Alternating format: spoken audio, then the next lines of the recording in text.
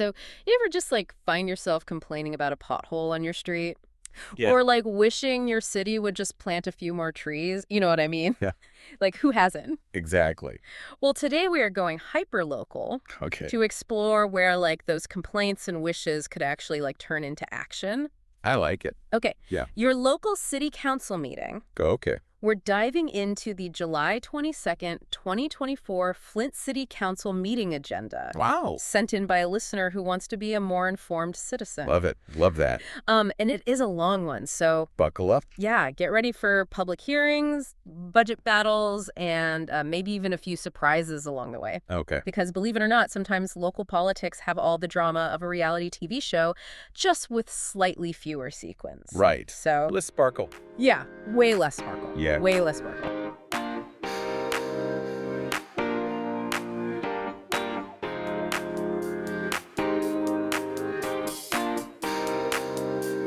Okay. So let's set the scene. It's July 22nd, 5:30 p.m., Okay. and the council chambers in Flint City Hall are buzzing with, well, probably not excitement, but Yeah. definitely anticipation, like Yeah. the first act of a play. Okay. I like it. And we're about to meet the main players. Love it. Okay, so we've got Council President Ladle Lewis from Ward 2 Okay. and Vice President Candace Mushat representing Ward 7. Got it. And rounding out the cast, we've got Leon L. Alleman from Ward 1, Quincy Murphy from Ward 3, Mm-hmm. Judy Priestley representing Ward 4, Jerry Winfrey Carter of Ward 5, Tanya Burns of Ward 6, Okay. Dennis Pfeiffer holding it down for Ward 8, Mm-hmm. and Jonathan Jarrett from Ward 9. Love it. Full roster. Plus, City Clerk Davina Donahue making sure everyone follows the rules. Of course. Of course. And these rules are no joke. Oh, Right. Yeah. There's a line in the agenda about disorderly conduct. Oh, boy. One warning, then it's straight to jail. Wow. They don't mess around in Flint. Straight to the point. No, they do not. Wow. So they do have to maintain order, though, especially when you've got limited time for public comment. Right? Just 3 minutes per person to, like, get your point across. 3 minutes? That's like the city council equivalent of a lightning round on a game show. It is. It really highlights how accessible local government is, though. Okay. You're not sending an email into the void. Right. You're speaking directly to the people elected to represent your neighborhood. That's a really good point. Yeah. So if you're passionate about a pothole or have strong opinions about a new park, this is your chance to make your voice heard. Totally. So first up, we've got public hearings, which sound a lot like what they are. A chance for the public to weigh in on important matters before any decisions are made. Love it. And the first one on the agenda, a proposed vacation of Dewey Street. Vacation. Now, before you picture everyone packing their suitcases, vacation in this context means something completely different. Okay, so, Yeah. all right, intrigue me. What does it actually mean? Okay, so it means they're considering permanently closing off a section of Dewey Street, What? which could have like a domino effect on traffic property values, even the overall feel of the neighborhood. Wow, that's a pretty big deal. Imagine if they closed off your street. Right. Suddenly that, like, shortcut to the store is gone. Right. Or maybe you're dealing with way more traffic noise because everyone's taking a different route, Yeah, right? right. And that's precisely why these public hearings are so crucial. Yeah. They give residents a voice before the council votes on something that could, like, directly impact their lives. So we've got this Dewey Street closure, which sounds like it could be a real, like, point of contention for folks in that neighborhood. But what other public hearings were on the agenda? So they were also holding hearings on a couple of proposed ordinance amendments. Okay. Now, I know ordinance amendments might not sound as exciting as a street closure, Right.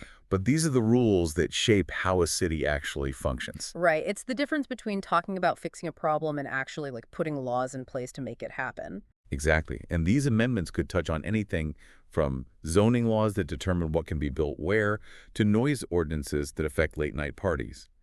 We don't have the specifics from this agenda, but it goes to show just how much influence local government has on your day-to-day life.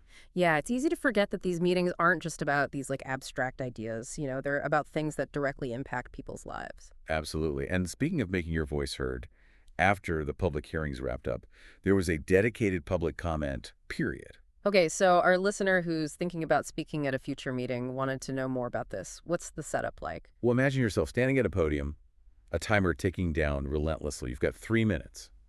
That's it, to make your case to the council on any issue you feel passionate about. Wow, that's even less time than you get to record a voice memo on your phone. Right. It definitely encourages people to come prepared and get straight to the point, no rambling allowed. So what happens after the public has had their say? Does the council just start making decisions? That's where things get really interesting. This is where those resolutions and ordinances we mentioned earlier come into play. Okay, break it down for us. What's the difference again? Yeah, think of it like this. A resolution is like making a decision, while an ordinance is like creating a rule. A resolution might be something like approving a contract or accepting a grant, a specific action they're agreeing to take. So it's like saying we, the city council, officially decide to do this thing. Exactly. An ordinance, on the other hand, is how they create or change actual laws within the city, like those zoning rules or noise regulations we talked about. Got it. Resolutions for actions, ordinances for laws. But looking at this agenda, it's massive. There are a ton of both. How do they even begin to tackle all of this? Well, they have to prioritize, and one of the biggest items on their plate that day was figuring out how to spend their allocation of ARPA funds. ARPA funds, that's the American Rescue Plan Act, right? It was that huge economic stimulus package passed by Congress back in 2021. You got it. And a big chunk of that money went directly to cities and states. So we're talking serious cash here. What's Flint's plan for putting that money to good use? Well, for cities like Flint, still grappling with the aftermath of the water crisis and the economic challenges that follow these ARPA funds, are a lifeline. They represent a chance to invest in crucial areas that have long been neglected. So it's not just about patching up potholes, it's about tackling systemic issues. Exactly. And based on this agenda, it looks like they were focusing on some critical areas, including mental health support, which is often underfunded, especially in communities that have faced significant hardship. It makes sense. Trauma from something like the water crisis doesn't just disappear.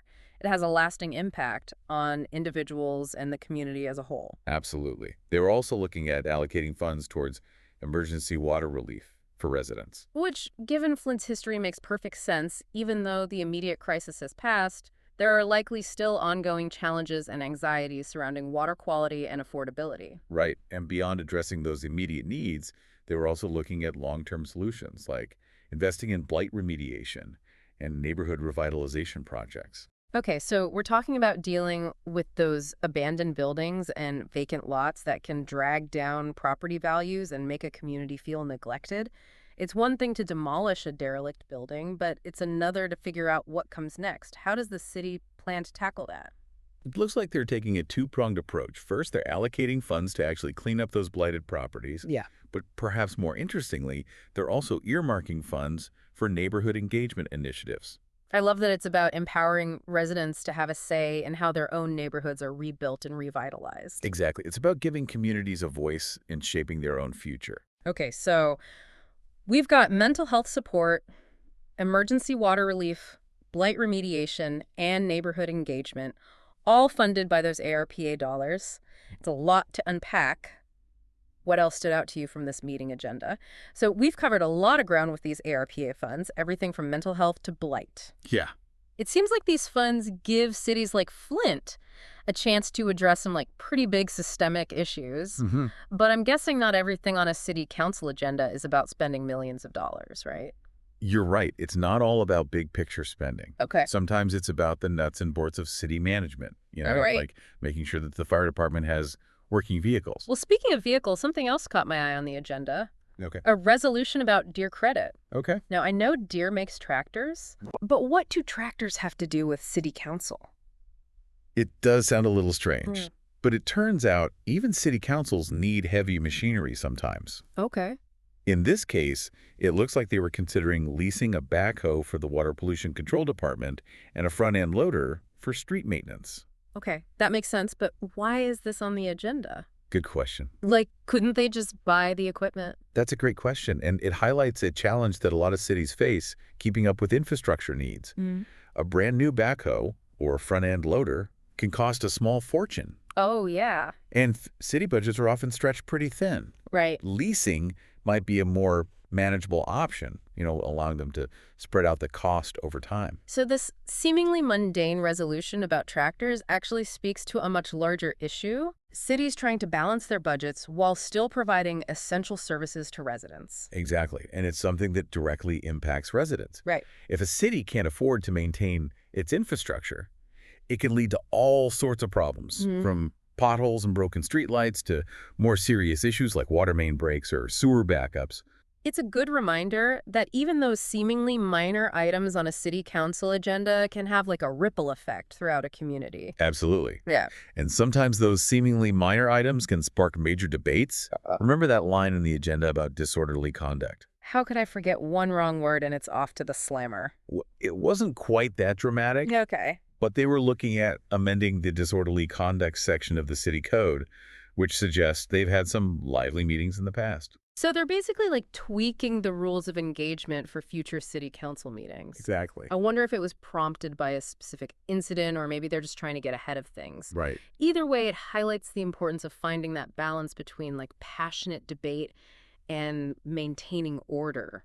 Absolutely, because ultimately a city council meeting is about giving residents a voice. Right. And speaking of voices, we haven't talked about the reconsideration section of the agenda. Reconsideration, is that like a second chance for resolutions that got voted down the first time around? Exactly. Hmm. Sometimes a resolution might fail in one meeting, but then new information comes to light, or maybe there's public pressure to reconsider. Okay, so it's like a plot twist. Right. What kind of resolutions were up for reconsideration in this meeting? One that immediately caught my eye was the administrative consent order with EGLE. EGLE, that's the Michigan Department of Environment, Great Lakes, and Energy. That's the one. They're the ones who make sure everyone's playing by the rules when it comes to environmental protection. Right. What's this consent order about?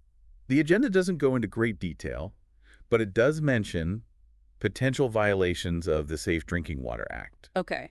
which, as you can imagine, is a pretty big deal, especially in Flint. No kidding. Given the city's history with the water crisis, any mention of the Safe Drinking Water Act is going to raise some eyebrows. For sure. What does it mean that this consent order was up for reconsideration? It's hard to say for sure without knowing all the specifics. It could be that the city was disputing some of the findings in the consent order. Or maybe they were negotiating a timeline for coming into compliance. Either way, it shows how, even years after the water crisis, those issues of safe drinking water and environmental protection are still very much top of mind in Flint. Absolutely.